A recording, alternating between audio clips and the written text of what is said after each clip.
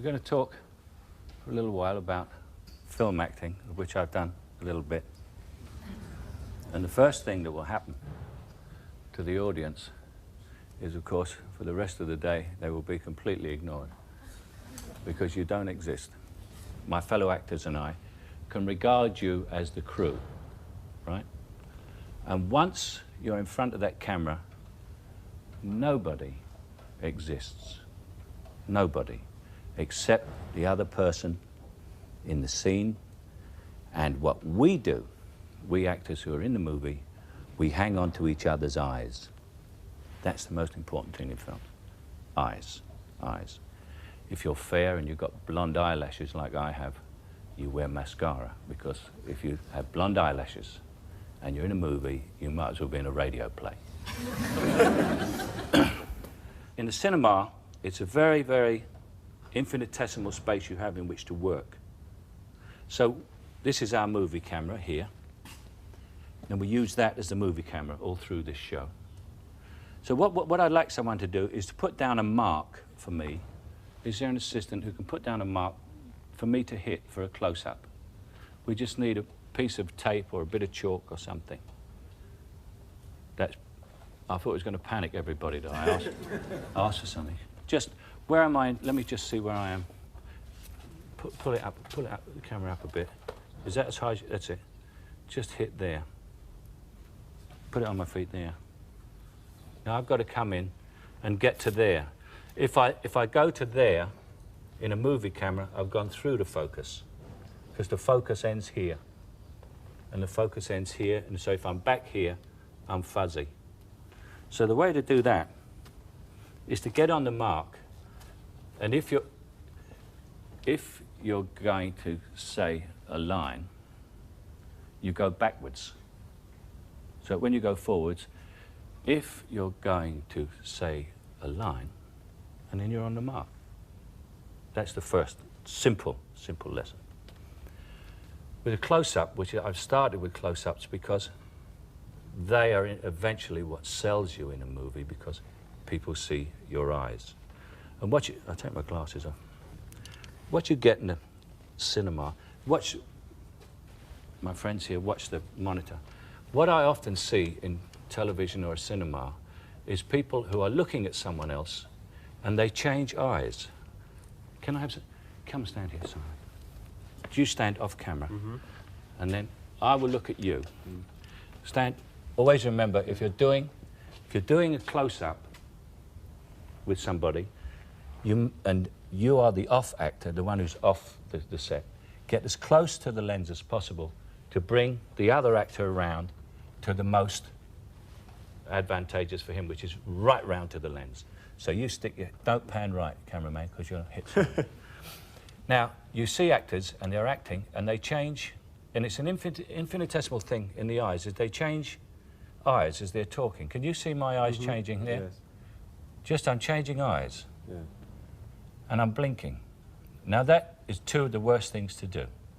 First of all, you never change eyes, and what you do is you pick an eye. Now, which eye do you pick? I look at, with this eye, because the camera is there, I look at this eye, at your eye there, which brings my face, you can see. If I look with this eye at that eye, look what you get. Yeah. You see the difference? Yeah. But it's the same look. And if I keep blinking, it weakens me. But if I'm talking to you, and I don't blink, and I just keep going, and I don't blink, and I keep on going, and I don't blink, you start to listen to what I'm saying.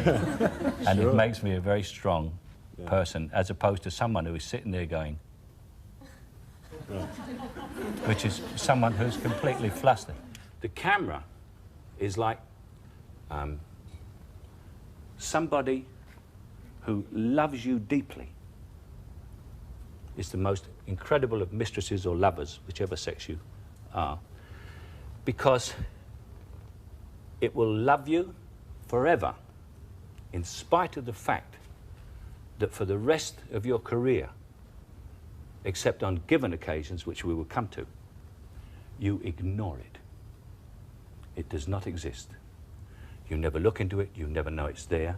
You just hold the eyes of the other person and listen. And listening is really what acting is all about for movies. It's not like the theatre.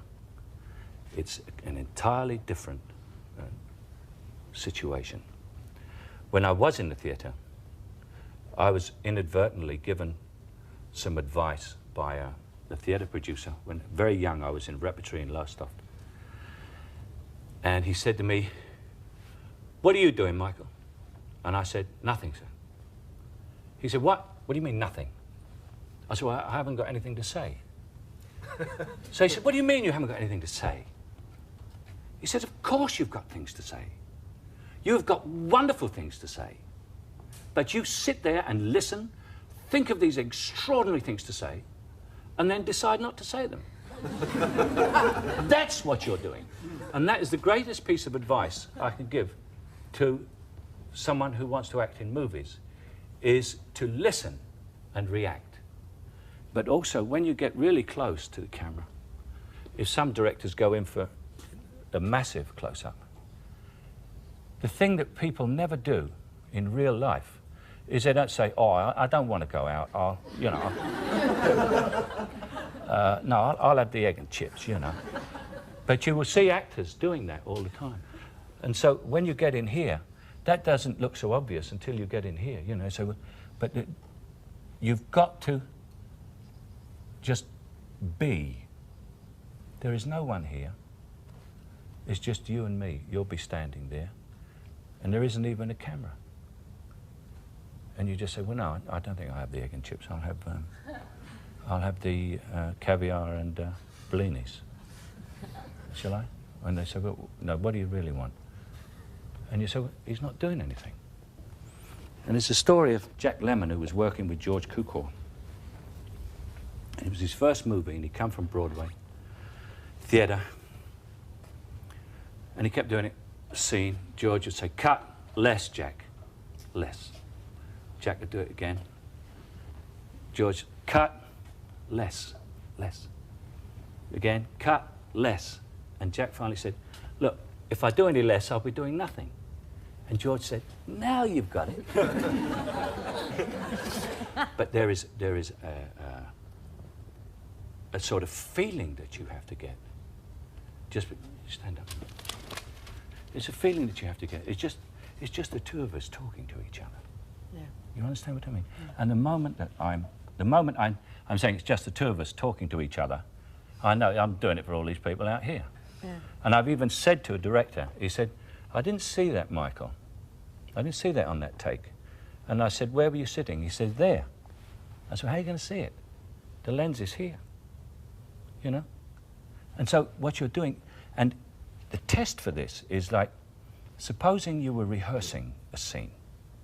So I'm standing here talking to you, and we're rehearsing a scene, and the director comes up, or assistant director or someone, will come up and say, "Oh, I'm sorry, I see you're rehearsing," and he goes away. If he can see that we are rehearsing, then we're not doing it right. What should happen is we should be talking just to each other. Yeah. And the director, the assistant or the friend or other actor should come up and join in the conversation as though it's a real conversation. And you say, "We're rehearsing." And they say, "Oh, I didn't realise." Okay? Has anybody got any questions? How do you achieve your sense of relaxation? By just feeling concentrated and... It's concentrated, and you know that you have no enemies. Everybody's on your side.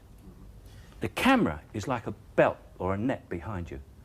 And someone's standing behind you and saying, "Look, you can relax, it's okay. You don't have to push it."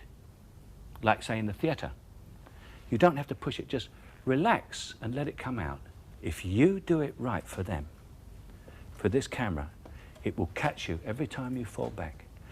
It's watching you, it's your friend, it loves you, and it is listening and watching everything you do. You don't have to do it big. You don't have to shout and scream. And nobody exists except us six, right? I'm talking to you now. You got a question? Well, I was just about the you're saying about listening and reacting to something that's going on. Now, how does that work if, for example, you've done your master shot and now you're going to go on to your close-ups, and that person is talking to you, and now you're going to do your close-up. And this close-up is like 3.5 hours after you've started the original thing. How do you get what you call the emotional recall? That is to actually concentration. Well, yes, but I mean, that's the next thing. Is to you don't think about it for hours. You don't think. What you do is, you see, you get actors who will say, God, I saw the rushes yesterday, and I didn't like that thing where I did that, and I don't go and see rushes. I sit on the set, and I'm figuring out what I'm going to do next, right? Anybody smoke? You got a cigarette on you? You come up here and light it with me, and smoke with me, and we'll have a talk while we're talking. Yeah, I've got a light. Yeah.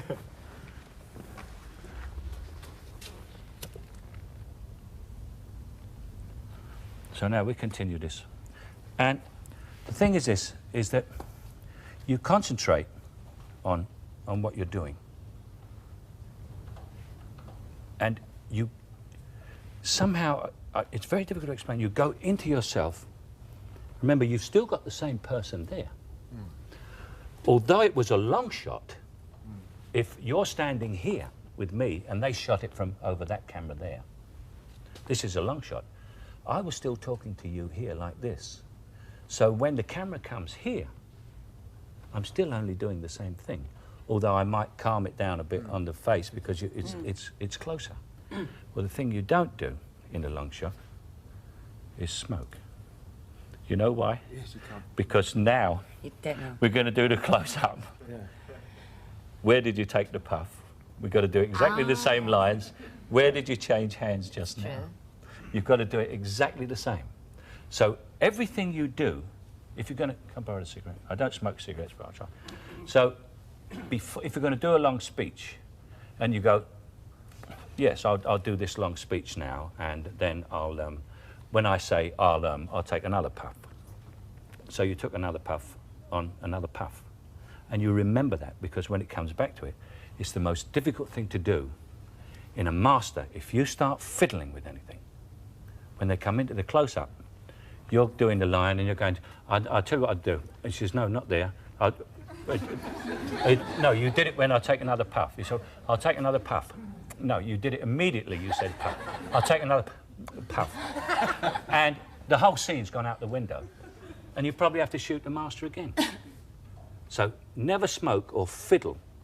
And if you're going to do action and movement, plan it absolutely perfectly so that you do it exactly the same over and over again. You can change your performance, you can change, but you cannot change the action. Otherwise, the close-up, the medium shot, and the master shot do not match. And there's also with dialogue, for instance, is to learn it. You learn it until you know it, but you've got to learn it over and over and over again until you're sick of it. Until someone says something to you, you could say the whole thing, including everybody else's part.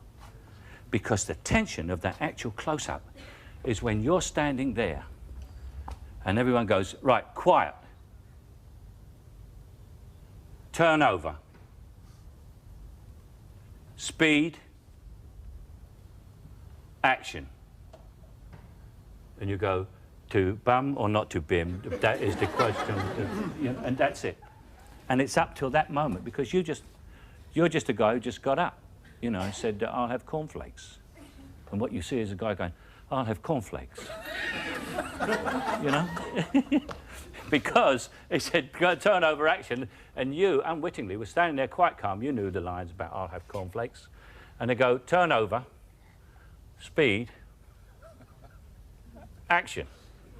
I'll have cornflakes. You know, and that's what you get unless you relax, you see. So when they say turn over and speed, they're talking a load of old cobblers that do with something else about motor mechanics, whatever it is they do.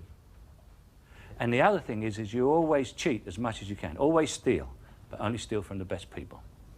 Just steal whatever you can see. If you see Vivian Leigh do something, or you see Marlon Brando do something, or Robert De Niro or Meryl Streep, steal it. Because what you're seeing them do, they stole. You understand? But you can't see who they stole it from because they made it into themselves. And that comes to the other thing of where you get into sort of movie stardom, is you have to invent yourself. Now, movie stardom is not necessary, and from my own experience, not a lot of it is recommended. But to be a good movie actor is highly recommended, I think, because it's a delicate operation. It's like, I regard the theatre as an operation with a scalpel. I think movie acting is an operation with a laser, because it's so tiny and it's so small that half the time people say, I don't know what you're doing. And you say, wait till you see the rushes. That's what it is. Wait till you never ever see the rushes, ever? No, I wait for them to see the rushes. I know what they're going to see. No, but do you ever, though, when you're filming? No, never see the rushes. All I've ever seen from rushes is, all rushes are wonderful. Everybody buys their yachts in rushes and go bankrupt at the premiere. All rushes are wonderful. Anybody who you speak to about the rushes, if you were that foolish, says they're wonderful. But what you don't realise is you say to makeup, how was rushes? They say, wonderful. Her lipstick was just, it was wonderful. You say to hair, how was the rushes? Oh, you should have seen the parting there, it was great. Everybody watches their own thing. And if you go to rushes, you will watch yourself. And nothing else. And in actual fact, it should be a stranger to you. It's someone else. The director, if he's any good, will tell you what you will like. You cannot bluff your emotions. You cannot bluff this fella. No. Or lady. This lady here, you need do nothing. But you must feel. You must feel, and you must look, and you must listen, because she will see everything you do. And she'll pick it up. You don't have to throw it to her. And she'll love you, even though you ignore her for the rest of your life. She'll still love you when you're 60. I'm banking on that. I'm 53.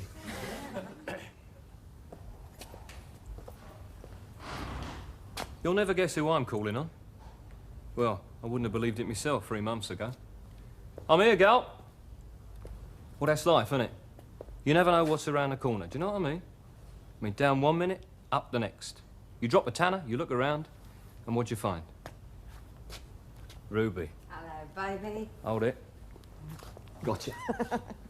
She's in lovely condition. Oh, what are you so impatient about? What do you think? Oh, no, don't kiss my hair. You know what it does to me. Come on. What about it? No, let's at least have a drink first. Whiskey? Got a beer, have you? A light ale or something? Yeah, I've probably got a beer on the ice. She gets all this lot off income tax. Business expenses, see? She owns 3 hairdressers. The thing I like about Ruby is she's a mature woman. When she gets hold of you, you can feel a lifetime of experience in her. I find I'm going in more for that kind of woman these days. Here, don't you dig your nails in again like you did last Thursday night. I got scratches all down my back. Yeah, I may even do more than that to you today. Great long wheels they are. Dug her nails right in.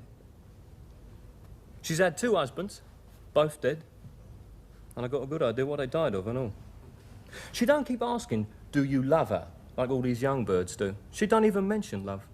She knows what she wants, and she's going to get it. If there's any going. Cheers. Cheers. Good. Okay. Now I'm going to set you 2 problems, all right? Can we have the movie camera in? What we're going to do is bring this right down now for reality to movie terms. Come round on a medium shot on one. And we're going to do something out of context, which is what you always have to do in a movie. There, you've got this whole thing going and flowing in the theatre, and she comes in and everything. But in a movie, you might shoot the master today, and because of economic factors or whatever, the weather or something, the sun came out and you'll go rushing out to shoot outside, then suddenly you've got to come back and do a medium shot and a close-up right out of the blue, and you've got to bring it right down. This one is you on your own. We don't need you for a moment, time. What you have to do now is you're not you're not my friend, you know what I mean? You did that as though you were talking to an audience. Yeah. It's one person. It's only one person. So what it is, let me see, where are we?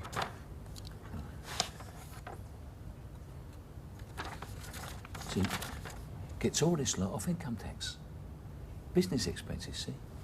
She owns 3 hairdressers. The thing I like about Ruby, she's a mature woman. When she gets hold of you, you can feel a lifetime of experience in her. I find I'm going in more for that kind of woman these days. Here, don't you dig your nails in again like you did last night. I've got wheels all down my back. You know, it's funnier if I've got scratches all down my back. And I may even do that more. It's great long wheels they are. Dug her nails right in. And it's secret. You see, you're talking to one person. Yeah. That's why we could have the camera right over there and you could stand up and you could address everybody. Yeah. What we used in Alfie was the camera as a best friend, not as an audience. Yeah. And remember, in movies, the camera is always your best friend. You know what I mean? Yeah. So what you do is relax into it. You're just talking to your best mate, that's all. Right. And you look straight at your best mate, you know, say, here, she gets all this lot of income tax, you know. Mm. She's got 3 hairdressers. Yeah. You know, she had 3 husbands, all dead. I think on it, you know, it's because it's not the theatre. It's just you talking to your best mate. You like him and he likes you and he's ready to listen to every word you've got to say and he's very interested in you. Right. And that is your best friend. Try it again. She gets all this lot off income tax. Business expenses, see? She owns 3 hairdressers. Now, the thing I like about Ruby is she's a mature woman. Now, when she gets hold of you, you can feel a lifetime of experience in her. I find I'm going in more for that kind of woman these days. Here, don't you dig your nails in again like you did last Thursday night. I've got scratches all down my back. Yeah, I may even do more than that to you today. They're great long wheels, they are. Dug her nails right in. She's had 2 husbands, both dead, and I've got a good idea what they died of and all. She don't keep asking, do you love her, like these young birds do. She don't even mention love. She knows what she wants and she's going to get it, if there's any going. Cheers.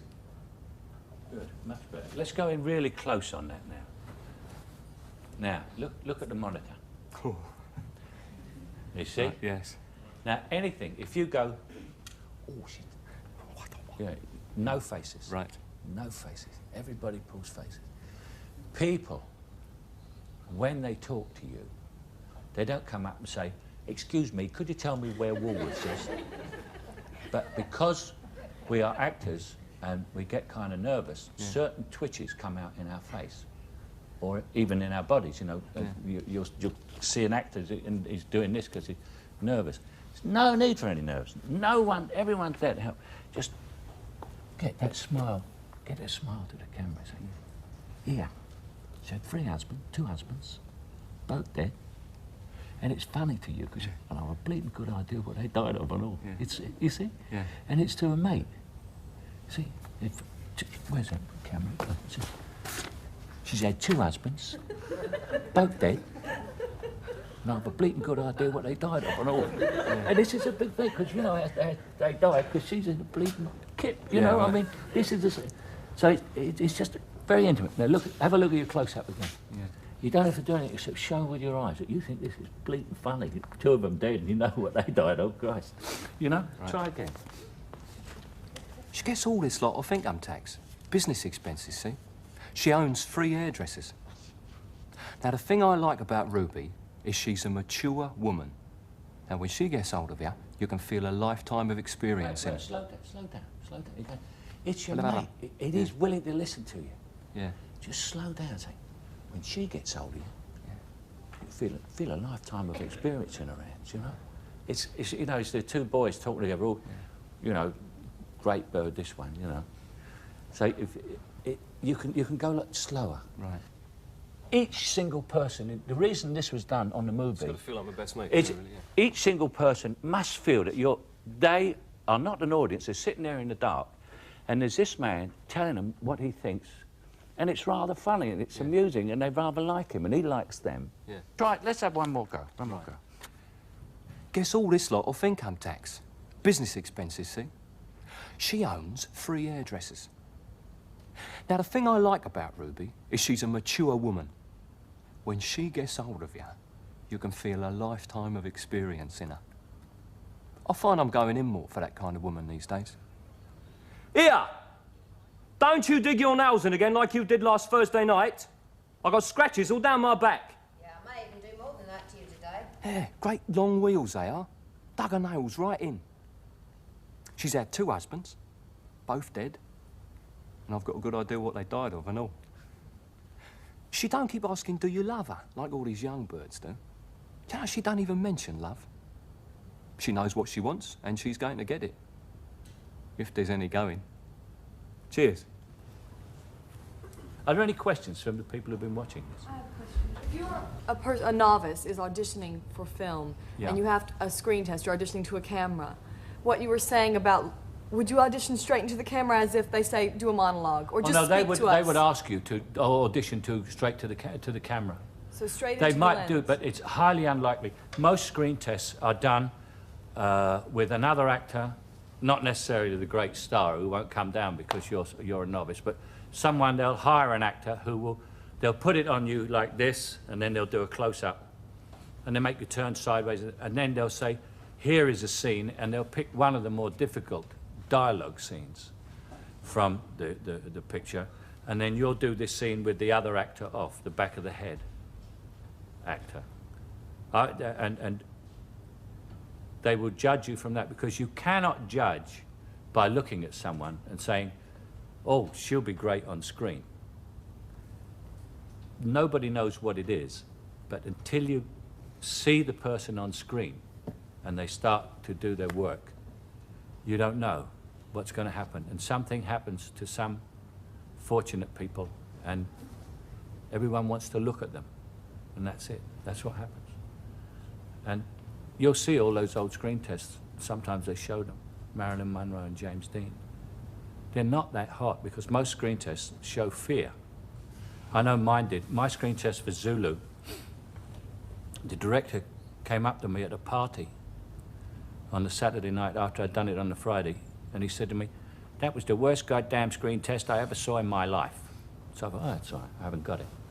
So he said, but you got the part, because we're leaving on Monday and we can't find anybody. That's Siam Field. But usually I was petrified. But Stanley Baker, who was a very kind man, did my screen test with me. He came there, even though he was the star and the producer and everything. Is there another question from someone? Well, I was just going to ask, if it's easy, if you've been on a film for a great length of time, but if you're just an actor who's just doing like one scene, and you're there for 2 days, and you arrive on the location, and it's the night before, and you're in your hotel room, and you've been given your scene to do, what do you do for that night before to actually prepare for the following morning? Apart from just learning the lines. You've learnt the lines, we assume. Yeah. I go through and do exactly the performance over and over again, exactly what I'm going to do. I rearrange the furniture, I get the things in the right place, I put out the cups and saucers or whatever it is, you know, and time the dialogue when I put that down. Because as I was telling you about continuity, you can screw yourself up with props all the time. But the hardest thing to do on a movie is to come in once the movie's been on for a while, because you're standing there, you don't know anybody, everybody's saying, good morning, Charlie, how are you? Get me a cup of tea. Hello, Mr. The star comes on, he's usually a pain in the neck, you know, a bit conceited, and he doesn't talk to you because you've only got a small part. And I've done this, and you stand there and you're nerve-wracked. And you know, and especially if there's a whole big scene goes on, and then you've got the last line. You may only have one line. You know, and the cavalry comes down the hill, and all the beach explodes, you know, and you say, quick, the Germans are crumbing. And everybody goes, oh. One line, one goddamn, who got this guy? Who brought the casting director comes in and says, what's the matter? He said, guy can't say one line. But you're standing here, you're saying, Jesus, is all those troops coming over? It'll take 2 hours to put the explosives back in. Then the great star says his great long speech absolutely perfectly. And you go, the Germans are coming. Can we, and then always the actor says, can we post-sync that? Would it be all right to do and the guy goes, no. You've got to do it again. And that's the hardest thing to do, to be a one-day actor. Yeah. Mr. Anderson, Sydney is bursting with creative ideas about your play. I've never seen him so enthusiastic. This young man has written a play. He's an unknown playwright. He's sent it to a famous playwright. This famous playwright is on the downward path. He's had nothing but flop plays, and he's really written out. And the young man's play is brilliant. And what he's done is arranged that he is going to take the young man's play and kill him. And the wife is watching this and trying to talk him out of killing him.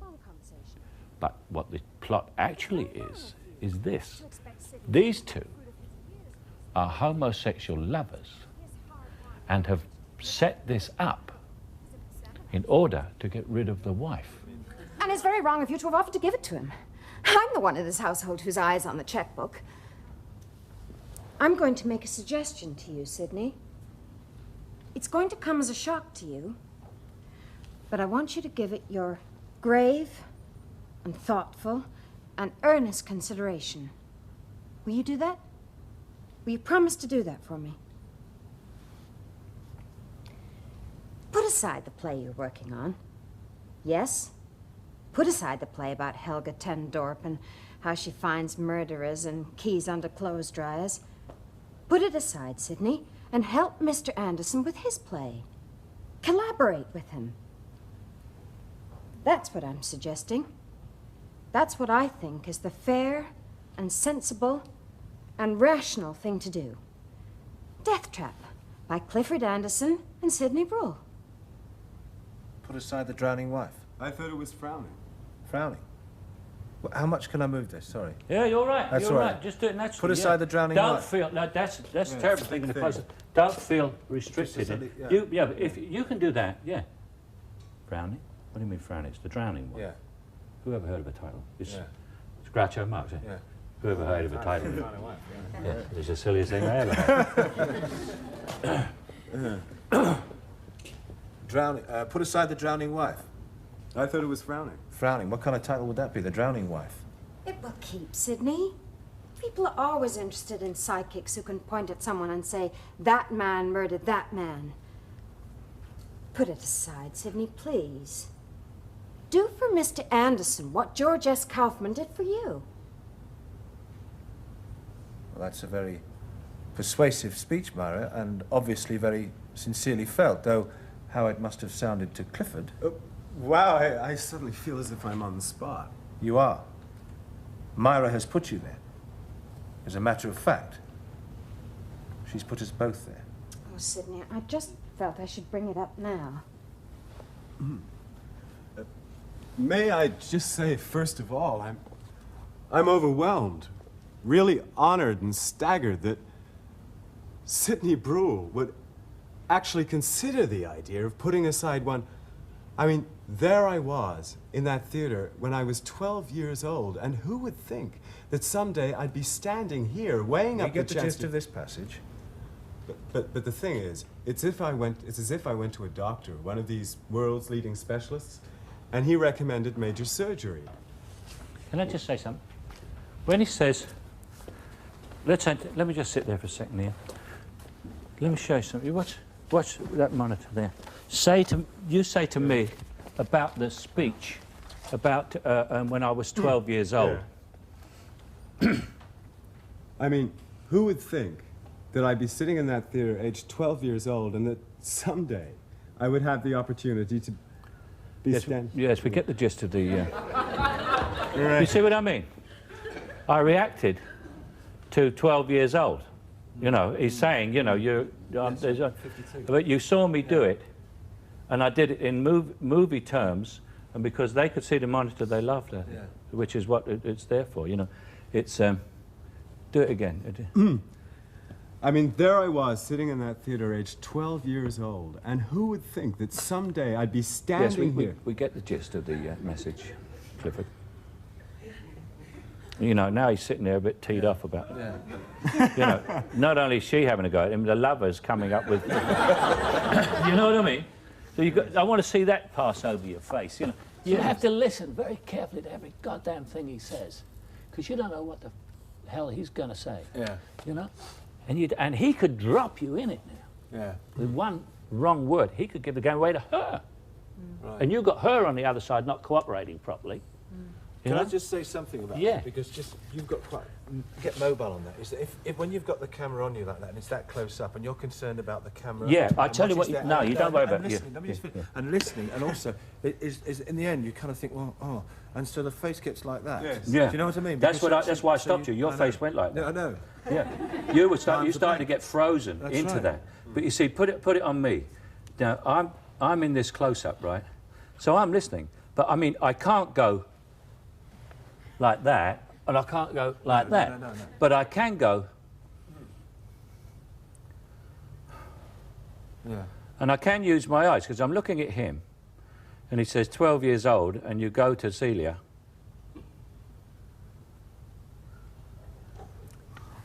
Yes, we get the gist of it, Clifford. You know, and I'm quite free within that framework, Yes, aren't I? yeah. But I can't go like that, you know. And if you were in a situation where it's what you did there, you froze, which is why I stopped it and said, let's. If you're in that situation, then you say to the director, how much freedom have I got in here? Yes, and if he says, well, it's only a stare and it's this close and you can't move an inch, you know, because the man's coming towards you with a knife and I want to get this, then you can't move, you know? Yeah. And you can't go, you've got it, but within this framework, it's okay. And the director will accommodate you on that. I mean, any director would. You know, you say, well, don't freeze in there, Ian. You say, well, I don't feel like I can move. You can move in this frame. Do that speech again to him, Clifford. So it's best to ask really what You see, everybody is there to get the greatest performance from you that you've ever given. Everyone will help. The electrician up there, he will go scrambling along there and get that light absolutely right so that there's a glint in your eye. Everything is done for you. Everything. To help you do it right. Because it is bloody difficult. And everyone knows it. I just think of some of the more serious side of movie making, which might not have occurred to you. One day you're going to be in a studio and a man called the special effects man is going to come up and he's going to say, well, he said, you stand here, he says, and on action that wall will be blown out, but don't worry about it because it'll go that way. He said the roof will come down, but don't worry about it because that will go that way. He said the floor will open up and you'll fall into some water and there's a shark in there, but don't worry about it because we've taken all his teeth out. It says, and then as you crawl out of the water, a poisonous snake will crawl up your trouser leg. But don't worry about it because we got an expert from the zoo and he's just milked it. And what you say to him, you say, Mr. Special Effects Man, let me see you do it first. And he will say to you, we haven't got the time. You know, it's 20 past 12. I mean, if we got that by the time we get to do it, I'd do it, you know, I'd willingly do it, but I've got to reset the charge, I've got to get the snake out of my trouser leg, put it back, got to put the roof back on the thing. He said, so, you know, I mean, it's going to cost £15,000 to do this. In time, it's going to take all afternoon to reset, you know, otherwise I'd do it. And you look at him and you say, you do it first. Always have it demonstrated to you exactly what you're supposed to do.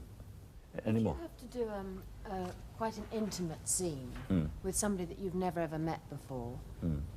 How important is it to sort of get to know them or to feel relaxed before you film that? Say you only meet them the day before. Well, I mean, do you think it's important to kind of go out and have a meal together and get to know each other so that you... No, I think that way lies disaster. Yeah. You know, because you're liable to start the intimacy the night before. Which is disaster in movies as well, you know, because then halfway through the picture you split up, you're not talking to each other, and then you've got the real romantic stuff to do. No, you don't. I find that the thing to do is to be extremely professional about the whole thing. In as much as this is a job, this is what we're doing, and the fact that we're lying naked in bed, we never met each other before, you know, and I mean, you're very rarely naked, but I mean, you're in getting some intimate love positions, you know, kissing people you've never met. Provided it's done, I mean, what I do is I joke about it a lot so that the female side of it, of the thing, is never under the impression that I'm getting off on it on a freebie or whatever, you know what I mean? Yeah. But it's also another thing that I do. I always carry a little thing of mouth spray, you know? And just before a love scene, just in case, because you don't know, in case anybody has sort of breath problems, I always go, shh, shh. And the actress says, "What's that?" I say, "Have a taste." Very good. That gets over that one. And I always say, well, look, I smoke cigars, you know, so I always do this because it tastes if we have a kiss each other, you know. He says, "Oh, what's it taste like?" I go. That's the other thing I was going to ask you is what makes you decide to do a film if you get a script and read it? What is it about it that will make you? Is it different from the last one I did? And I mean, what's the part like for me? Is it any kind of challenge? Yeah. And under what circumstances is it being done? I mean, is it a little shoestring picture where we're all going to, you know, be sitting in mud huts in Tanganyika? Or, you know, are we going to be put up at the George Saint in Paris or something, you know? I look at those side of it now, because when you get older, you do look at those comfort things a bit. I mean, when you're nuts, when you're young, I mean, I spent 26 weeks in the Philippine jungle, you know, which when we got back, you know, we could have shot it in the tropical garden at Kew. Because all it was looking out behind a load of palm leaves, you know, I mean, and they were all there. Because in the jungle, you can't see the sky, you can't see the scenery. I mean, you just see, could have sent a second unit. Yes. If you've got a very emotional scene with someone else and it's your close-up, would you always insist on the person you're acting with being behind the camera? Or no, I don't. I mean, I will let them go home. I can do it to the wall, it doesn't matter. The only thing is when you get the continuity girl going, "I love you, darling, but I have been unfaithful. I hope you will forgive me." And you're going, "Oh, no, please don't." That's a little bit difficult. Yeah, how many times in your career have you found that people employed you to pull a film through? As a leading actor in movies, you're employed to carry the picture. You know, everyone says, "Oh, did you see that character actor came in and stole that scene off of you yesterday?" I say, thank God for that. At least it's 5 minutes I'm not responsible for. Because you are paid, really, to pick a picture up on the first day of shooting, put it on your shoulders, and take it to the end. Any more? Would you like to direct? I suppose eventually, but what happens is when you're an actor, you get a script and you say, "This part isn't big enough." And so they say, "Oh, we write it all up for you." And then they write it all up and you say, "Jesus Christ, I'm working every day." That's what happens. And I suddenly thought, the director works 3 months before the picture starts and 4 months after it's ended. In the period that a director does a picture, an actor like me who works a great deal will have done 4, you know? And so there's an economic reason for me not becoming a director. We're going to do Educating Rita now. And I always remember I came over and I saw the play, and I was in Los Angeles, and I had a picture to do with Sally Field, who just won the Oscar. And they said to me, what are you going to, you going to do the picture with Sally Field? I said, no. They said, what are you going to do? I said, I'm going to do something called Educating Rita. And everybody said, what the hell is that? So I said, it's a play that's on in London and it's been turned into a film. And they said, well, who else is in it? I said, a girl called Julie Walters. They said, who the hell is Julie Walters? And I said, well, she's very good and she's in the play and she's going to do the movie. And I'm going to do it with her. He said, but, and they said, well, Educating Rita, that's, must be about Rita. He said, what are you playing? I said, I play a guy called Frank. He said, well, you should be doing a picture called Educating Frank if you're going to be a star in this picture. And in actual fact, seeing the play, the theatre being, the theatre is acting, and here's a supreme example of it, inasmuch as when you see educating Rita, you look at Rita most of the time, because Frank is sitting down or pissed, or drunk, I mean, and she moves, she comes in all the time, she talks, and you only look at him when he speaks, which isn't as often as she does. But also, the difference between film and theatre was heightened here, it was explained here, in as much as it's acting in the theatre, so you look at Rita. But in the movie, you have to cut to Frank for his reaction, otherwise what she did has no meaning. And if there's one thing that I can do in movies is react. And that's kind of where a movie actor earns his living. I know, I wouldn't have understood it then, Frank. You would have thrown it across the room and dismissed it as total shit, wouldn't you? I know, but I couldn't have understood it then, because I wouldn't have been able to understand and recognise the illusions. Oh, I've done a fine job on you, haven't I, Rita? Oh, it's true, Frank. I can see now. You know, from now on, I'm going to change, like you, I'm going to change my name. From now on, I shall insist upon being known as Mary. Mary Shelley. Do you understand that illusion, Rita? What? Mary Shelley, she wrote a little Gothic number called Frankenstein. So? This clever pyrotechnical pile of self-conscious illusion is worthless, talentless shit. There is more poetry in the telephone directory and probably more insight. Its one advantage over the telephone directory is that it's easier to rip. It is pretentious, characterless, and totally without style. It's not. Oh, I don't expect you to believe me. Of course, you understand the hallmark of literature now, don't you? Why don't you just go away and leave me alone? Don't think I can bear it any longer. Can't bear what, Frank? You, my dear. You. Cut. Now we're going to a close-up. We want to go from... I'll tell you what you can't bear. Did you get up at all there? I did before. Yeah, well, get up. All right, get up, he'll follow you. He knows all about it. When are you going to get up? Tell him. Can't bear... I'll tell you what you... Yeah. Another I'll trick. tell you what you Another trick Yeah. that I haven't told you. Let me... This is what happens to the cameraman when you don't know. I'll tell you what you can't bear. I've gone right up, out of it. Take him up with you, you see. Look, I'll tell you what you can't bear. You see, he hasn't got a hernia now. You understand? That's another thing to remember, honestly. The number of actors who go, I tell you, and the guy's going. So take him up with you.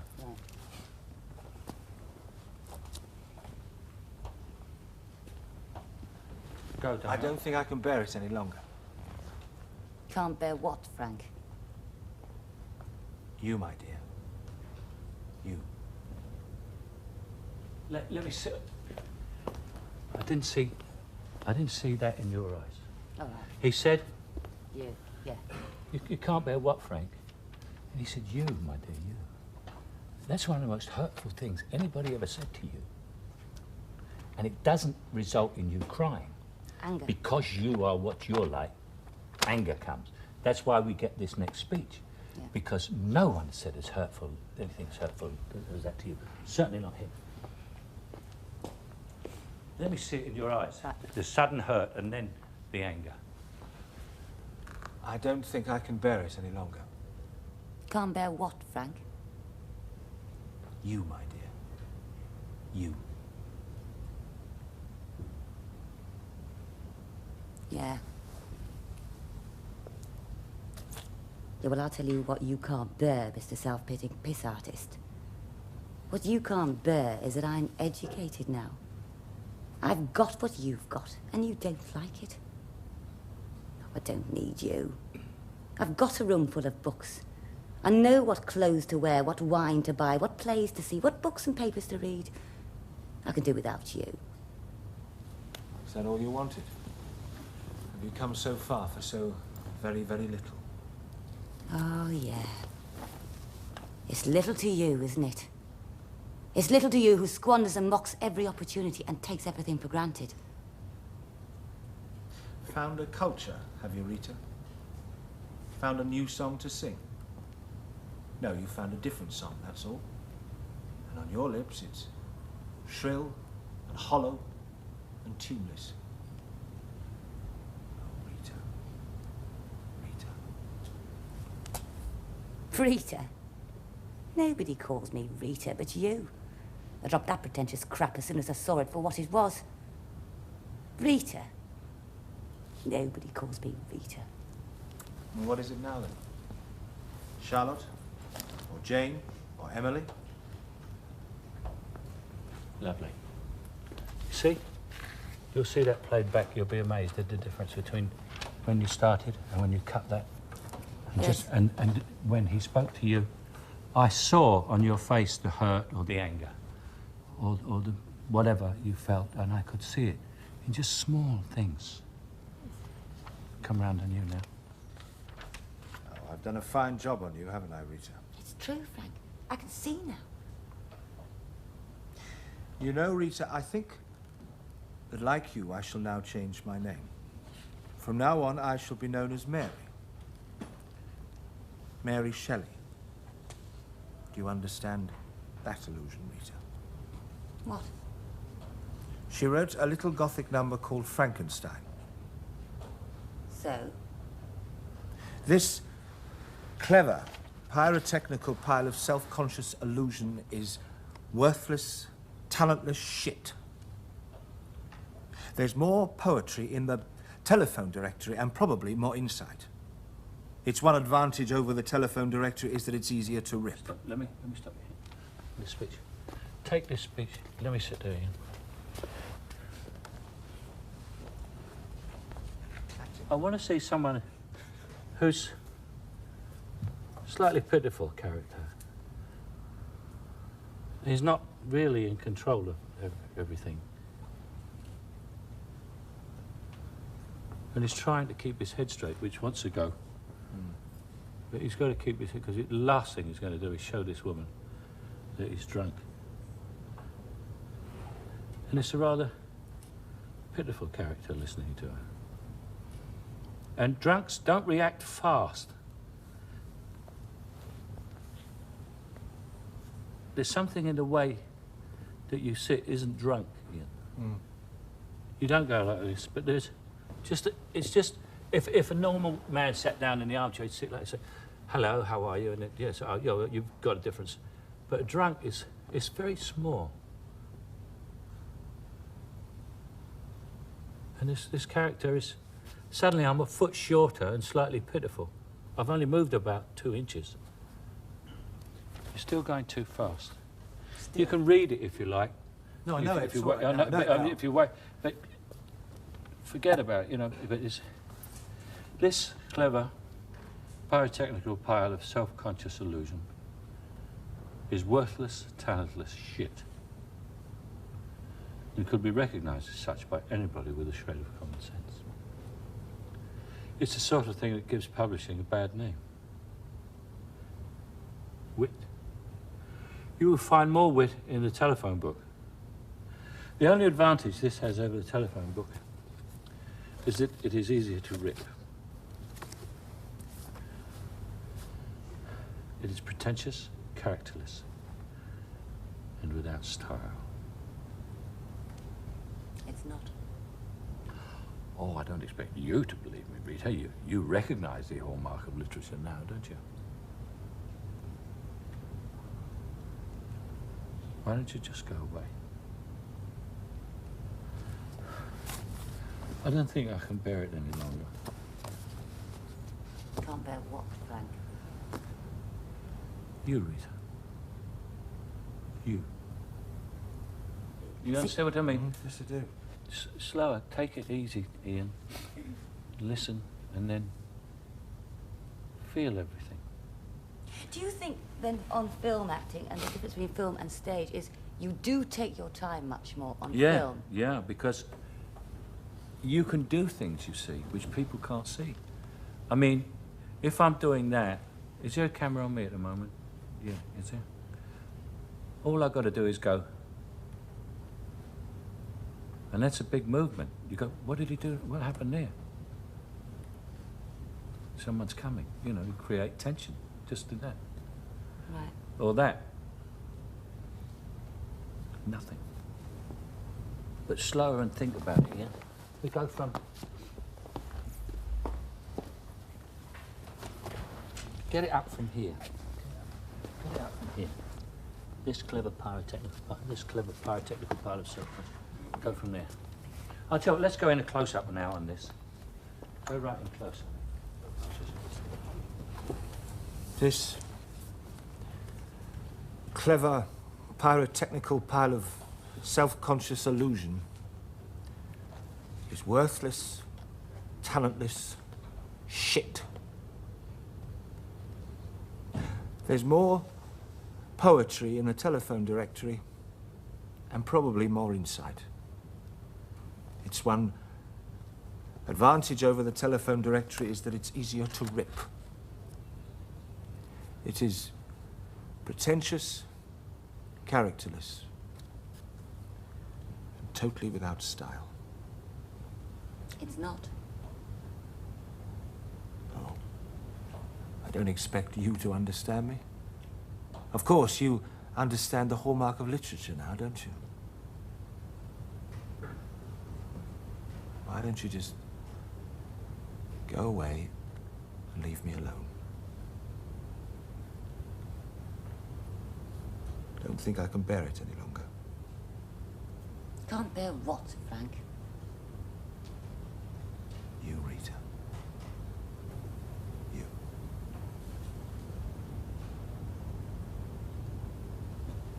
That's much better.